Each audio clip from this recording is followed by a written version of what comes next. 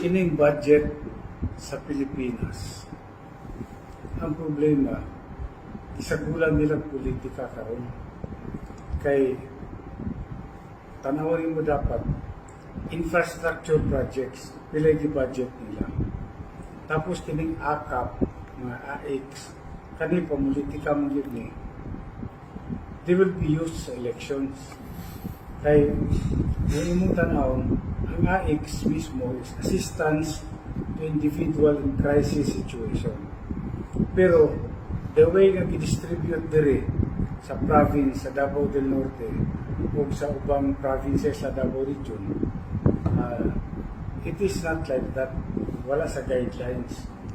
Kaya ito yung mga tao sa mga politiko ng ilahang kalyado, sila yung nag-identify sa mga beneficiaries, which is wrong. Dapat trabaho na sa DSWD.